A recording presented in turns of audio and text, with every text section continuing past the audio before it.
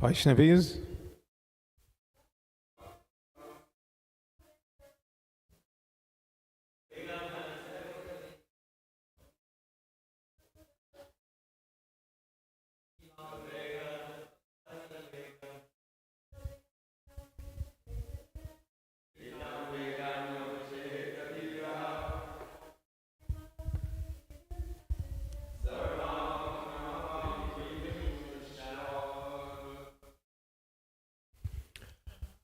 Okay, so what does that mean? This is Srila Prabhupada's translation. A sober person who can tolerate the urge to speak, the mind's demands, the actions of anger, and the urges of the tongue, belly, and genitals is qualified to make disciples all over the world. Please repeat. A sober person who can tolerate the urge to speak, the mind's demands, the actions of anger, and the urges of the tongue, belly, and genitals is qualified to make disciples all over the world. Raise your hand if you want to make disciples. Okay. Yes, it's not mandatory, but we should at least come to the standard that if somebody meets us and follows us, they will be led in the right direction. In other words, if you can't do these things, then you have no right leading anybody.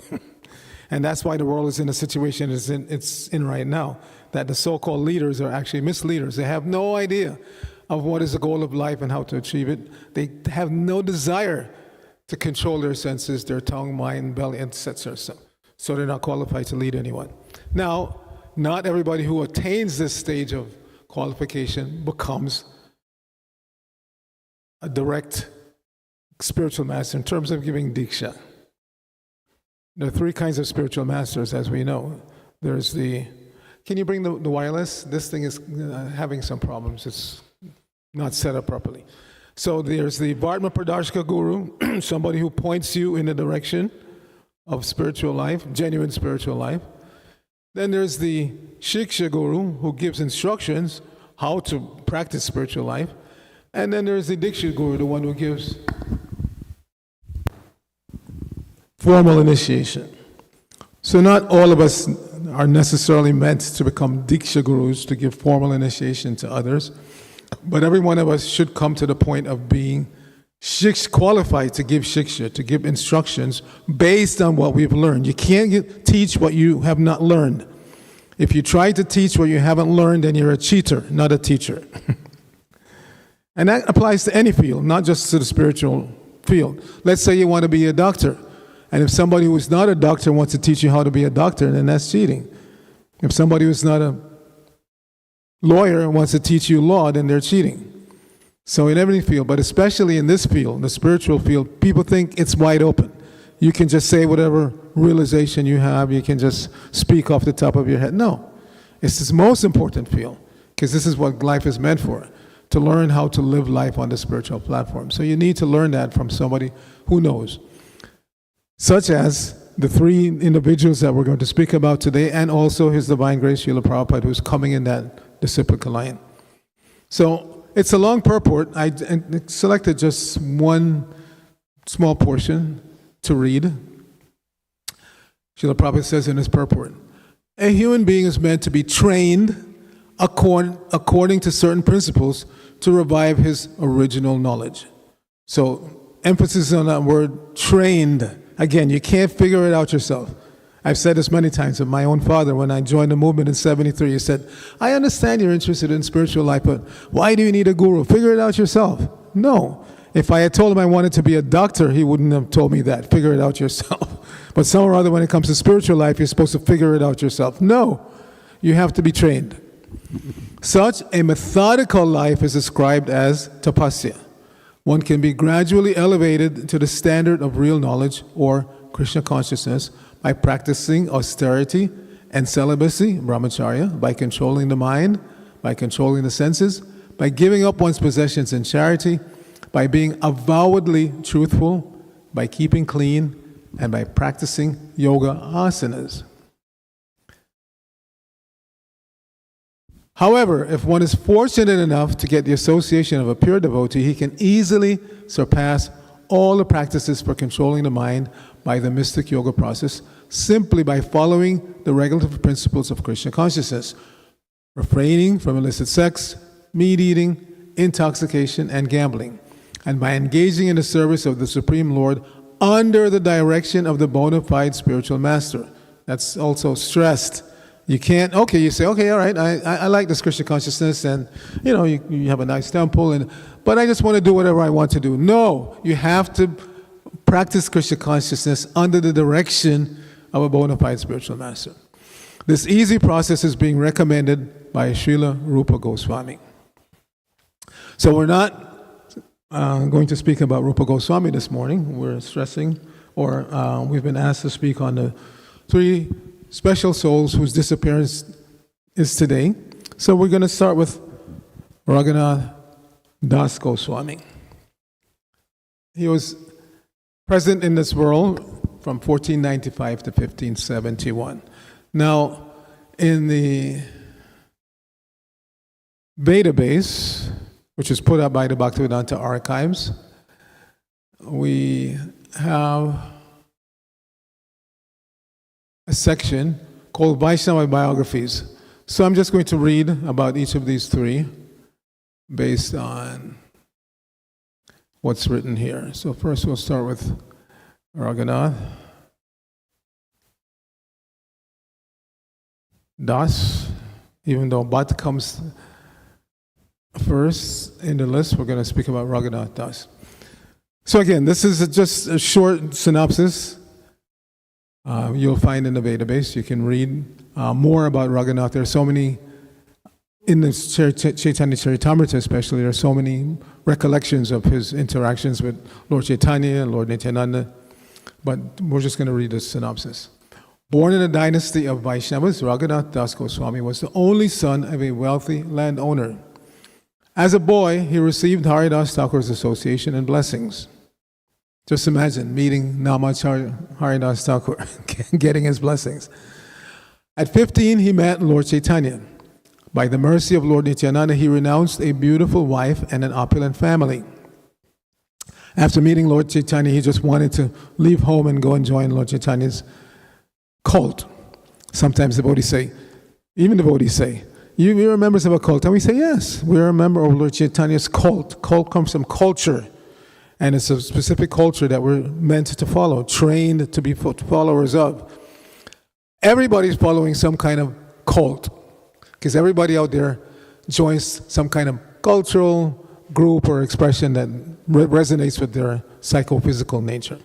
So for instance, they may say, well, I would never wear these bed sheets that you guys are wearing, but every day they dress in a uniform like everybody else, jeans and t-shirt or shirt and tie or certain kind of skirt, or everybody's following some particular culture.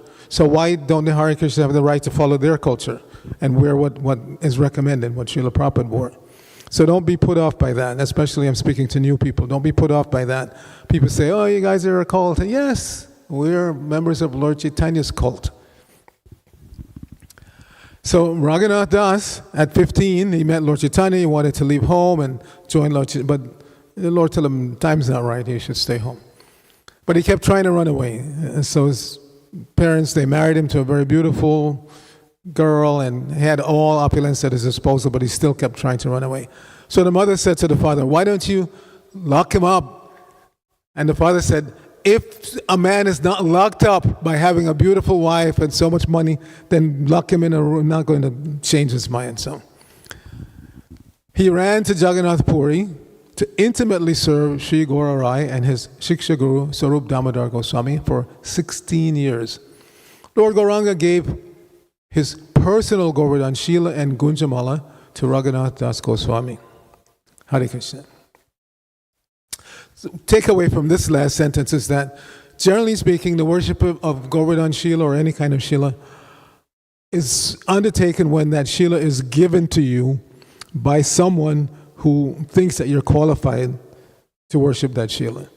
This practice nowadays of everybody wanting to go to Kali Gandaka and grab Shilas from the river, and that's not the way it's done. You're not supposed to appoint yourself to Shila worship, either coming down in family lineage, as it was with the caste Brahmanas. The father Brahmana would teach the son Brahmana how to worship Shila, or if some other Vaishnava thinks you're qualified and gives you a Shila to worship. But please don't go to Nepal, don't go to Kali Gandaka and try to take Shilas out of the river there. First of all, it's not so easy anymore. In the early days, devotees would do that regularly. But nowadays, the government of Nepal is very, very strict. When you're leaving, they search your luggage. If they find any Shilas, they confiscate them. They may even fine you. So please, don't try it. Raghunath Das couldn't live after Chaitanya Mahaprabhu left this world. So he came to Vrindavan to end his life by jumping off Govardhan Hill. Sri Rupa and Sanatana Goswamis affectionately received him. They convinced him to live on and enlighten all the Brajvasi Vaishnavas with Srimad Mahaprabhu's Puri pastimes. For 3 hours a day on the banks of Radhakunda, he spoke about Sri Chaitanya Mahaprabhu. Imagine going to Raghunath Das Goswami's class. Hare Krishna. Raghunath Das did Radha Krishna Bhajan at Radhakund for 40 years. He lived an austere life of pure devotion.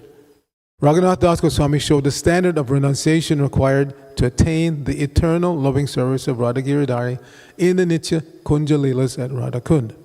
His perfect example enthuses all Gaudiya Vaishnavas to develop unalloyed pure love for Radha Krishna. Now we're going to hear some of his austerities, but we are not meant to try to copy that. Sometimes, again, prematurely devotees do that. Oh, Raghunath Das stayed at Radhakund and did such and such, so I'm going to do that. But that's not our mandate is to assist Srila Prabhupada in spreading Krishna consciousness all over the world. He has already done it, the vast majority of the work. He just left a little something to keep us engaged. So you'll see at the end, I'm going to present some photos from my recent trip to Europe. Sri Raghunath Das Goswami's daily bhajan included chanting 64 rounds of japa, 100,000 holy names, doing Manasi Seva in his spiritual body, worshipping Govardhan Shila, bathing thrice in Radhakund, offering 1,000 obeisances to Krishna. We're so lazy. We come through the door, we can barely get down on the knees. You're supposed to actually do full dandavats every time you come and go. 1,000 times he was doing that. Just see our situation. Again, most of us are so lazy. If we come in one time and pay dandavats, okay, but the second, third time, we just barely bow down and 1,000 times to the deities. Offering 2,000 obeisances to Vaishnavas and embracing them. 2,000. So 1,000 to the deities, 2,000 to other Vaishnavas. Hare Krishna. Resting for 90 minutes. That's an hour and a half. How many of you take an hour and a half or less every day? Probably not. Most devotees, they shiver when they hear 6 hours max. I laughed when I heard 6 hours max when I joined, because as a college student and a party beast, I was hardly getting 4 hours of rest. So when they said 6 hours, I thought, wow, these people sleep a lot. So resting 90 minutes and some days not at all. Keep in mind, however, when an eternal associate of the Lord externally rests, internally he continues serving. He ate only 1 leaf cup, 100 grams of buttermilk daily. All glory to Raghunath Das Goswami. Throughout his life, he never ate anything for sense gratification. He took the bare minimum to keep body and soul together. It is said that after the disappearance of Lord Chaitanya, Raghunath Das ate only fruit and milk. After Sri Sanatana Goswami Pad left, he existed on a leaf cup of buttermilk, again that's 100 grams, every 2 days. So not even every day. Every other day he would take 100 grams of buttermilk. And when Sri Rupa Goswami entered Nitya Leela, Raghunath gave up all eating and drinking. He was slowly burning in the fire of separation from the Lord and his loving servants. The Brajavasis would cry upon seeing his weakened condition. Now this is important. He was not doing this for an external show. Nowadays, you have people who recommend on the internet, oh, fast for 7 days, you can lose so much fat, and this. That's not what he was doing it for. He wasn't fasting to lose fat or to, become recognized as a great tapasvi. He was fasting because he was burning in the fire of separation from the Lord and his loving servants. Sri Raghunath Das Goswami wrote 3 books, Savabali, which contains Manakshiksha, Vilapa Kusumanjali, and more. He also wrote Mukta Charita, Dhanakeli Chintamani. In Jaiva Dharma, Srila Thakur Bhaktivinoda said, quote, Raghunath Das Goswami showed an esoteric method of engaging oneself in the loving service of Sri Sri Radha Krishna, end of quote. Raghunath Das wrote and taught that the divine service of Srimati Radharani in Vrindavan is the topmost spiritual perfection. For this, he's known as a Prayojana Acharya, the teacher who reveals the highest fulfillment in life. Now, what comes before Prayojana? What's the first in the 3? Sambandha. In other words, if you don't know who you are, who is God, what is the nature of this material world we're living in, there's no question of the highest, attaining the highest. So after Sambandha comes Abhideya, which means putting into practice that what you've learned. In other words, the spiritual master is supposed to teach the Vedic literature, and you're supposed to learn it and pass it on to others. Supposed to teach how to perform yoga, including temple worship, putting on festivals, etc. But primarily in this age, what is the yoga that we're supposed to learn? Every day? Sankirtan yoga. Going out, chanting the holy names, sharing it with others. That's the recommended yoga for this age.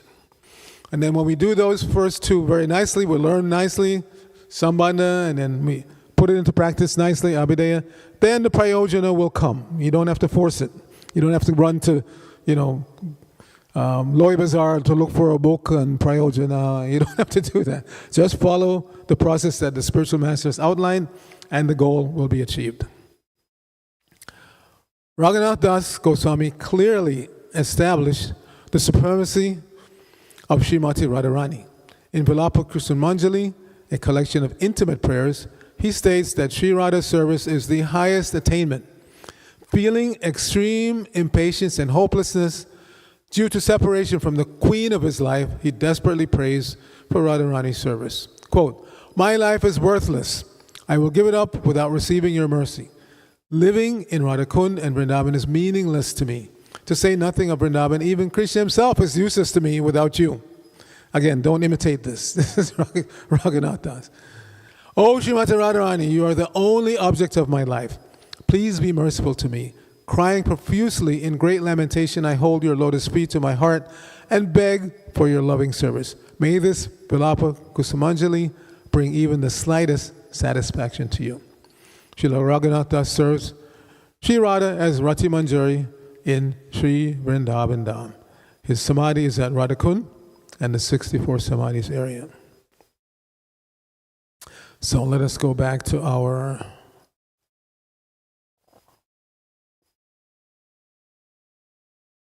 acrobat for a moment. So the next one is Raghunath Bhatt Goswami, who was in this world from 1505 to 1579.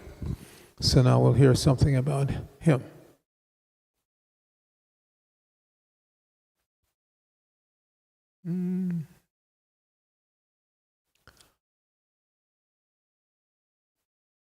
So we go back to content. By the way, if anybody has a database and you don't know how to use it, you can approach me. So now we go to Raghunath Bhatt Goswami.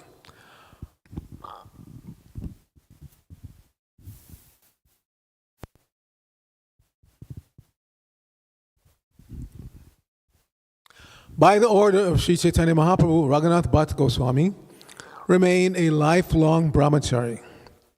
His service was constant chanting of Hare Krishna and reading Srimad Bhagavatam. In Jagannath Puri, Raghunath satisfied Lord Gauranga by his exceptional cooking and kirtan performances, which won him the title Kirtan Acharya. So these are all important facets of Vaishnava practice. One should chant Hare Krishna as much as possible. One should read Srimad Bhagavatam as much as possible. One should learn how to cook. And one should learn how to perform kirtan. Now, if you're not naturally endowed with a sweet voice, which some of us aren't, myself included. Still, you have to try. Sometimes you're put on the spot where you have to lead a kirtan, you have to chant before class, whatever. Everybody has to chant, but some are naturally more blessed in that, just like some are more blessed in cooking. The experiment I like to do, mental experiment, you can play along. If you put 10 devotees in the kitchen and give all 10 of them the same exact ingredients and even give them the same recipe and come back in an hour, will everybody's preparation taste the same? No. Some or other, your mentality, your ability goes into that cooking. Even if you're trying to follow a recipe and you have the same ingredients, Yamuna's halava is going to taste different from your halava, guaranteed. Just because she's realized. And I specifically mentioned halava because while traveling especially, I notice a lot of devotees, they make halava almost every day for the deities and and they don't make it properly. Even here in this temple, it comes out like cereal, not halava. There's an art to making halava. And like any other service that we're given in Krishna consciousness, when you're given that service, find somebody who's been doing it and learn from them. Don't try to figure it out again. This is such a disease, especially in Western culture. We like to get just the indication and then we want to figure it out ourselves. Why? So we can be glorified. I made such a nice preparation, or I distributed so many books, or whatever. That's not Vaishnavism. Vaishnavism means when you're given a task, even the simplest task, sweep the temple room. Find out who used to sweep it before you and learn from them. Guaranteed they'll give you all kinds of insight that you wouldn't figure out. So any service, from the simplest, what to speak of deity worship, going on the altar, don't try to figure it out. Learn from the manuals that have been written, learn from devotees who are doing it before you. That is Vaishnav culture, not figuring it out. When he came to Vrindavan, the Vaishnavas, including Sri Rupa and Sanatana Goswamis, would regularly listen to his singing of Bhagavad slokas in 4 tunes, as sweet as a cuckoo. His recitation was unparalleled. Even Vyasadeva enjoyed it. You may say, Vyasadeva? Yes, Vyasadeva is still on this planet. It's stated. He's in the Himalayas. And he's not restricted there. He can come and go. Just like one day in an evening kirtan, after the kirtan, or during the kirtan actually, Prabhupada was laughing. So after the kirtan, one devotee had the bravery to go and ask Srila Prabhupada, I noticed you were laughing during the kirtan. Why were you laughing? Prabhupada said, because Narad Muni was here. Didn't you see him? And Narad Muni was laughing, so I was laughing. And he said, Narad Muni was laughing. You know why? He was laughing to see so many Malechas and Yavanas chanting Hare Krishna. So don't think that these great souls are restricted somewhere and Narad Muni is stuck in the spirit world. He can't. No, he comes and goes. Srila Vyasadeva can come and go whenever he wants. He fulfilled Lord Chaitanya's order to preach the glories and peerless significance of the Grantharaj Srimad Bhagavatam. His tears of pure love for Radha Govinda would wet the pages. Raghunath Bhatta was so absorbed in Krishna Katha that he never heard or spoke worldly topics, what to speak of criticizing devotees. We can learn a lot from that. Try to avoid as much as possible hearing worldly topics. Why? Because they're always changing. It's not like you hear today's news and that's it. Tomorrow the same news will be flip-flopped or something else will be. So in general, we only hear as much as we need to. You know, like if you go out on Sankirtan every day, you have to at least check to see if it's possible to do something in Times Square. Maybe something else is happening there. But we don't really need to hear every single detail of every single worldly topic out there. That's not necessary. And what to speak of criticizing devotees. As far as possible, one should avoid that. If a devotee is doing something that you think is not proper, you report to that devotee's authority. But don't take it upon yourself to directly criticize anybody. You should absolutely try to avoid that and leave it up to the authority to take care of the situation. Don't put it in your own hands. And this applies even to demigods. Just like when demons come into the world, like Hiranyakashipu and Hiranyaksha, the demigods, they go to Lord Vishnu and they explain, this is what's happening, we're being tormented. And the Lord explains, I've arranged and I'm going to take care of it. And then they wait. It's not that the Lord says, I'll take care of it, and then they get impatient. You know, it's been 6 months and you haven't done anything. We're going to do it ourselves. No. Patience has to be part of your character. So he believed that all Vaishnavas are sincerely serving the Lord according to their realization, and therefore one should overlook their faults. Again, that has to be taken in the right context. If somebody's doing something that's absolutely wrong, again, you have to deal with it right away through the proper channels of authority. Or if somebody's visiting the temple for the first time and they're doing something wrong, you may have to directly intervene. You can't just stand back. I'll give you an example. I was in the San Diego temple. Yeah, San Diego, back in, no, not San Diego, Los Angeles. This was like in the mid-90s. And some young guy, I'd say about maybe mid-20s, came. I was near the altar watching, looking at the deities, and he came, stood next to me. And next thing I knew, he was climbing on the altar. So I grabbed him and pulled him off. You don't wait and say, oh, please come. No. The pujari was on the altar doing arti, and this new person was climbing on the altar. So I grabbed him and dragged him off. I said, hey, what are you doing? He said, oh, it looks so interesting. I wanted to participate. I said, no, that's not how it works. Fortunately, he was, sane enough to be instructed. Another time, right here in this temple, 1988, I think it was 89, before Kadama Cafe was there, I was on the outside of the door looking in. So one huge guy came, must have been as tall as Michael, but really muscular, big guy. And he said, one of your people invited me to come to your Sunday feast. I said, oh, thank you, please, welcome, thank you for coming. Then he looks through the door, and he sees the deities worship going on. And he looks, he says, you guys are worshiping idols. So that's an idol. I could go in there and smash that idol if I want. I'm thinking, oh my God. Why me? I'm standing next to this giant. What am I going to do? Of course, I'd have to try to stop him. Not as easy as grabbing that guy off the altar, but we have to try. And the example is Jatayu in Ram Leela. Jatayu, he probably knew in advance that he couldn't defeat Ravana, but he couldn't stand to see Ravana taking Mother Sita. So he fought. And we know what happened. Ravana killed him. So sometimes you have to put your life on the line to protect the deities, to protect the devotees. Continuing. Under his inspiration, a wealthy disciple built a gorgeous temple in Vrindavan for Sri Sri Radha Govindaji. Even after 450 years, this intricately hand-carved red stone temple remains the most beautiful temple in Vrindavan and all of northern India. How many of you have seen it? Radha Govindaji temple. Beautiful, yes. Raghunath Bhatt Goswami faithfully served Govindaji for 40 years. Sometimes we do a service for a few months and we think, I'd like to do something else, maybe. No. If the spiritual master indicates that you should go on doing that service, go on doing that service. He was a scholar in all subjects. Although he didn't write any books like the other Goswamis, Raghunath Bhatt Goswami learned everything simply by hearing Shastras. Fearing that Muslims might desecrate Raghunath Bhatt Goswami's sacred form, Sri Jiva Goswami had his body burned. The ashes were placed in two samadhis, one in Radhakund, another in the 64 samadhis area. In Radha Govindaji's Nitya Leela, he serves as Rasa or Ragamanjari, one of Sri Radha's Ashta Manjaris. So then the next of the three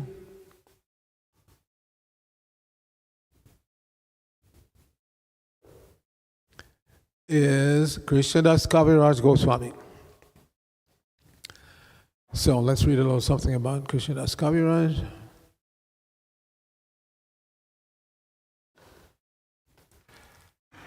We go back to contents and then we come up to Krishnadas Kaviraj. Sri Krishnadas Kaviraj Goswami. Appearing near Katwa, Krishnadas Kaviraj left for Vrindavan after Lord Nityananda told him in a dream, R. Krishnadas Nankarabhai, Vrindavana Yahatana Sarvalabhai, which means, oh my dear Krishnadas, do not be afraid.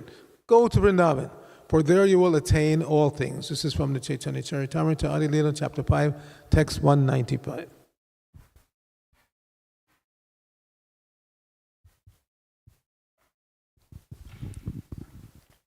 Krishnadas took Diksha from Raghunath Das Goswami.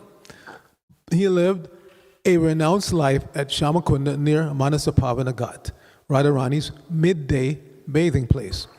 Sri Jiva Goswami, as per his custom of giving titles of honor to qualified devotees, gave Krishnadas the title Kaviraj, the king of poets, for his poetic masterpiece Govinda Lilamrita.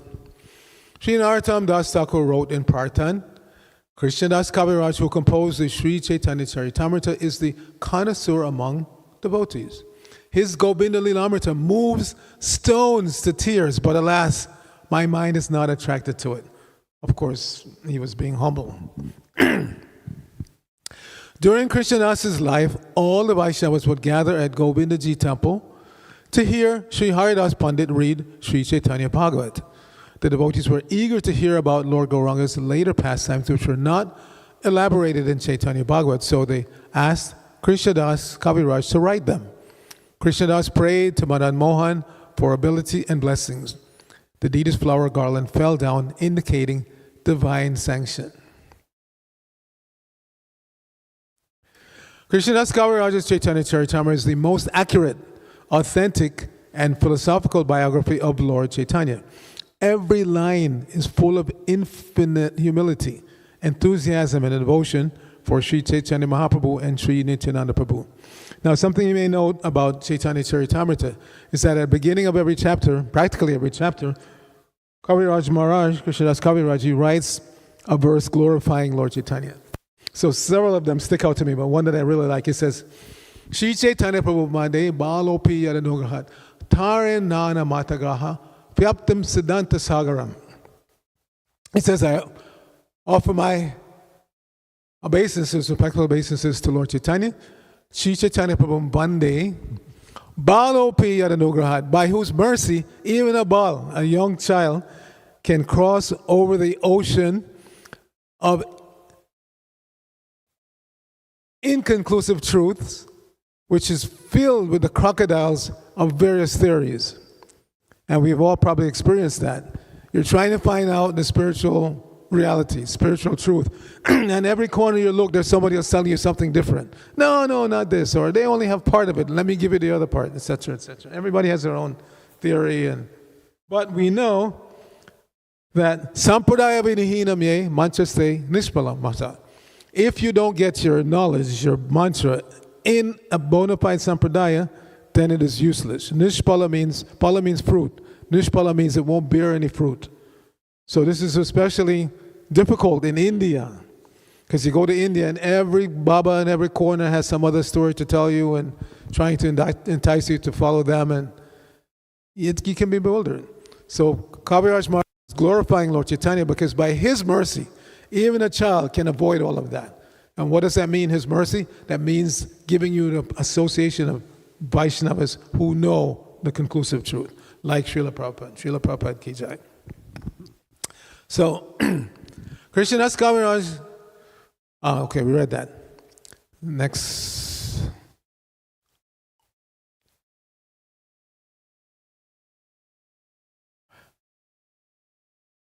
Krishnadas had the wonderful power of speaking without offending, even when rebuking his opponents. In other words, we should speak sweetly. Krishna mentions that in the Bhagavad Gita also, that one of the austerities of speech is to speak pleasing words. And if you do that, like it's said here, even when you have to tell somebody not to do something, or if you speak properly, then they will accept. He had vast knowledge in all Vedic scriptures. His books show his skill in the Shrutis, Smritis, Nyaya, Jyotir Shastra, and the culinary arts. Although he was an erudite scholar, a strict ascetic, a Paramahansa Rasika Vaishnava, Krishnadas writes about himself, quote, I am deaf, dumb, wholly illiterate, worldly minded, and lower than a worm in stool. Can you imagine the humility of such a person? His personal humility automatically attracts the heart of any reader of Chaitanya Charitamrita. Krishnadas Kaviraj was a living example of humbler than a blade of grass, more tolerant than a tree. We recite that every morning practically, but do we actually practice it? Being tolerant, being humble. A devotee will advance spiritually and understand Sri Chaitanya's teachings on Radha Krishna Prema Bhakti by reading Chaitanya Charitamrita.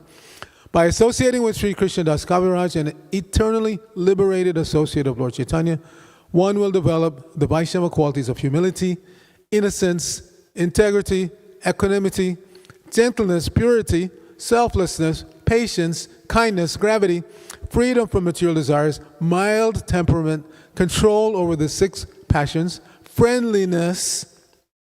We mention that all the time. That Prabhupada said, Krishna says in Bhagavad Gita, I am the friend of everyone, best friend of everyone. So if the master is a friend, then the servants have to be friendly. So friendliness, honoring all beings, being silent, expert, poetic, and absolute surrender to Sri Krishna. In Brajalila, Krishna Das Kaviraj's Kosturi Manjari, one of the 8 most intimate maidservants of Srimati Radharani. His samadhi is at Radhakund and at the Damodar temple, according to some. Krishna Das Kaviraj Maharaj Ki Jai. So we've heard about those 3 wonderful personalities. In 1989, October 27th, I bought a copy of The 6 Goswamis of Vrindavan directly from the author. Who was the author? Who knows? Come on, he's part of this community. He was, or is still, doesn't live too far away, I think. Satyaraj Das, yes. So in the flap of the book he wrote, he said, please remember the 6 Goswamis and what they stood for. So today we're concentrating on 2 of the 6 Goswamis plus another you could call a 7th Goswami. All 3 of them are worth hearing a lot about, so on your spare time today you can try to hear more about them. So now, as promised this morning, I'm going to show a little something from my travels in Europe.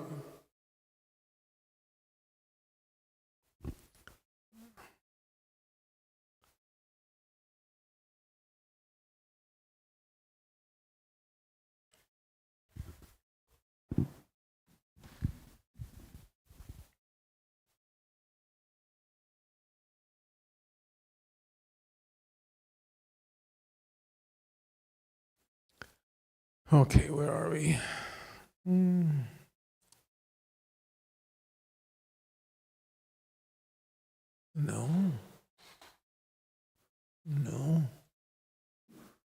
Where did I put those?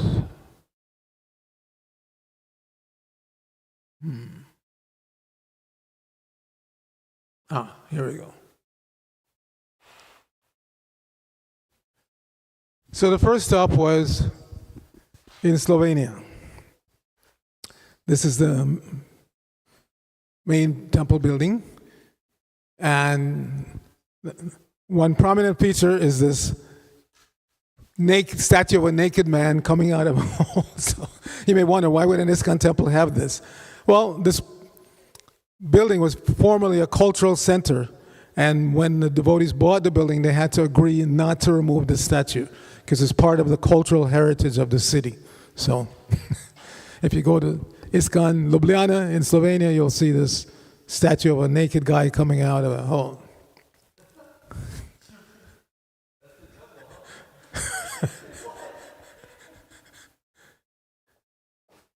So these are the deities. They have Panchatattva deities. Beautiful. Sri Chaitanya Mahaprabhu, Nityananda, Advaita, Gadadhar, and Srivas. Chaitanya Mahaprabhu. Then they have small Gaur Nitai deities. Gaur Nitai. This is the temple room just before Mangalarti. Prahladananda Maharaj was there. Formerly, before COVID, he and I used to meet in Ljubljana in the spring. We would stay in Slovenia for a week, then go to Croatia for a week. And then he would usually go to Serbia. I would go somewhere else, maybe Bosnia or something. But when I told him I was coming in the fall this time, he said, oh, I'm going to be there. So we spent some quality time together. Maharaj is a very, very special disciple of Srila Prabhupada. And on the Japa walk, there is a train station. You can just walk right through. There's no fence, no nothing. You can just walk right over the tracks. At that time of day, it was like about 5:15, 5:30 in the morning. The trains aren't moving; they're just sitting there. So, but if you're into trains, it's a good good place to visit because you can see trains up close. And around the corner of the temple, when you look on the right side of this picture, the temple is down that block. So on this corner, and the temple owns this building as well. So on the bottom is Radha Govinda restaurant. And a little wider perspective. Very, very nice prasadam. If you get a chance to go. This is another view of the temple room. Just before Bhagavatam class. Then there's what they say was one of the 10 most beautiful tourist spots in the world. I don't know if I agree necessarily, but there's a Lake Bled, and then on the hill to the right, you can see there's the Bled Castle. So I went there with one devotee, not for sightseeing. I'm not into just traveling for sightseeing, but if I go somewhere and there's something nice to take a picture of, I take. So we went there to distribute books. So here you see a lot of tourists come there all day long. So the devotees go and they distribute books. And then there, at the temple, there's this devotee, I'm trying to remember his name now, escaping me, but he has a machine that makes soft serve ice cream. So he made, and the sauce on top is not chocolate, for those who are chocophobes, it's not chocolate, it's carob. He puts some carob sauce on top of the ice cream, so. And it was really good, excellent. I make ice cream. I had an ice cream maker before I came here. I gave it away. But so I know good ice cream. I was raised with good ice cream, and I know how to make good ice cream. So his ice cream is really, really good. But in all my travels, the best ice cream I've had in ISKCON was in Stockholm, Sweden. I don't know if they still do it, but they had a restaurant there in Stockholm. And they had every day they made 3 different flavors of ice cream. And their ice cream was, you would think Sweden is a cold country, but in the summertime it gets pretty hot. Then the next stop was in Rijeka in Croatia. We drove, one devotee from Croatia came and picked me up in Ljubljana, and we drove to Rijeka. So the temple is in this building on the right side, but I'm just giving you a wider perspective. There's a harbor, you see, runs under the street. So.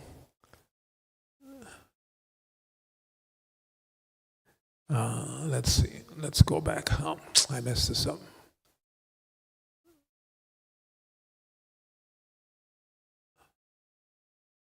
Okay. All right. Okay. So Rijeka. As I said, the temple is in this building on the right. They've rented there for many years.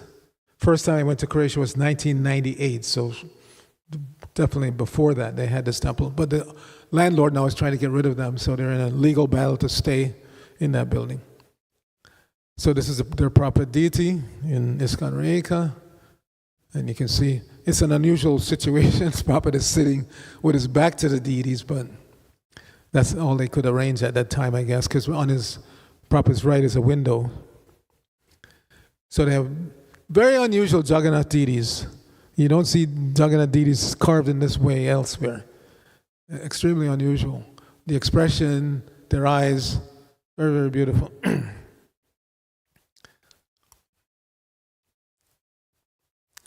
And they also have Gaur Nitai, and they have a deity of Lord Nrsingadev. Then, from Rijeka, this is Zagreb, the capital. And that temple, in 98, I also went to Zagreb, but the temple, it's on a hill, and the temple at the time was a building lower down on the hill. Now they're practically on the top of the hill. So from the temple, if you go up especially to the Brahmachari ashram and look out the window, you get a nice panoramic view of the city of Zagreb. So they have beautiful Gaur Nitai deities.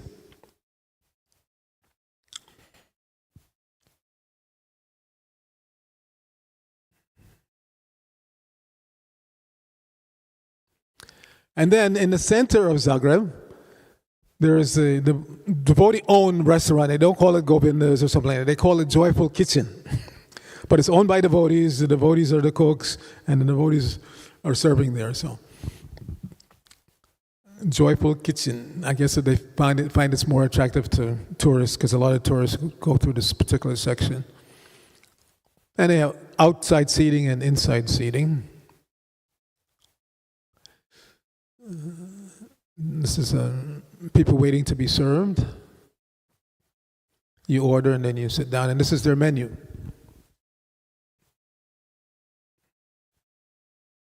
Very nice, very well done. And not too expensive.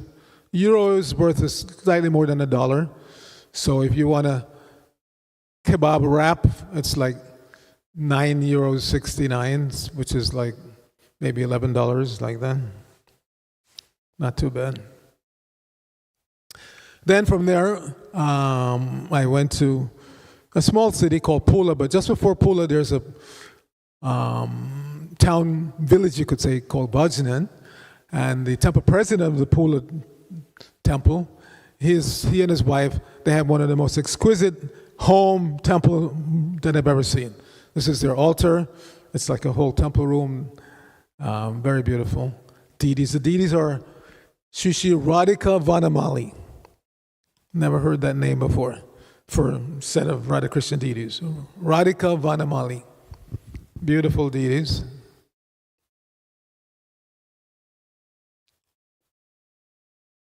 And they also have Gauri-Nitai. Here's Vanamali, here's Radhika. Beautiful deities. And then in the temple itself, the Pula temple, they have a very crowded altar. They have small Radha Krishna deities, they have Gauri-Nitai, several sets of Gauri-Nitai deities. Just very, very crowded altar. Gauri-Nitai, Radha Krishna. Small deities, but beautiful. And then from there, I flew to Spain, first to Barcelona. So this is the altar in the Barcelona temple. They have Gauri-Nitai deities.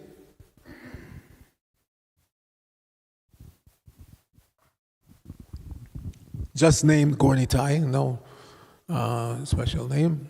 Well, Gauri-Nitai special enough. But in some temples, they call their Gauri-Nitai by different names. So beautiful, Gauri-Nitai. And the temple is right in the center of the city, in an area called Las Ramblas. And so a lot of foot traffic, very little vehicular traffic. This is the temple room. Srila Prabhupada, with a big painting of Lord Sringadeva and Prahlad over his Vyasasan. Another look at the altar. Then from there, I went to Nueva Brajamandala, which is about an hour and 40-minute train ride from Barcelona. And it's also about an hour from Madrid, so Madrid was coming next. So there they have a separate altar for Lord Sringadeva. Beautiful Lord Sringadeva deity, It's actually Lakshmi Nrsimha deity. You see Prahlad on the bottom left, and then Lakshmi Nrsimha. And then when I first arrived, the deity gates were closed, but I took a few pictures of the temple room, Srila Prabhupada and his Vyasasan. And then the deities. They have Gauri-Nitai deities, large and small. And then they have Radha Govinda Chandra. That's the name of these deities. Shri Radha Govinda Chandra Ki Jai. Very beautiful deities. Govinda Chandra, Radha, beautiful expression, beautiful mudra. And then this compound is one of, I don't remember how many he bought, but Bhagavan, when he was active in ISKCON in those days, he bought a whole bunch of chateaus. The chateau in Belgium, Radhadesh, is still there. In France, he bought several, only one of which remains, that's New Mayapur. But there were others. There was one, Chateau d'Hermanonville, which I visited not so long ago, a few years back when I was in France, because I'd never been there when it belonged to devotees. Now it belongs to some hotel chain. But they allow visitors to come. Beautiful gardens, wonderful edifice. So, but we lost that one. But this one, it's near Guadalajara. the actual nearest town is called Brihuega. This is a very beautiful, large property, so much land they have. But most of it is like forest that the government won't allow them to build houses on. So it's just, if you want to jump a walk, you can walk for hours. There's so much land. So this is the front garden in front of the main building. There's several buildings on the compound. Nice elephant fountain. And then this is the main building that houses guest rooms and the temple room. Nueva Rajamandala. Then they have several gardens. I only visited one, the small one that's attached directly to the temple compound, but they have a huge garden somewhere else that I didn't get a chance to visit. I was only there for like 2 days. So here they grow all kinds of, this devotee's name is Pritu, he's the head gardener.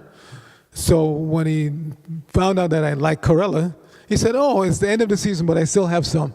So he picked a whole bunch of Corella, and then the next day, he made stuffed Corella stuffed with curd. It was superb. They grow a lot of tomatoes in this hothouse. You can look at this, just how beautiful.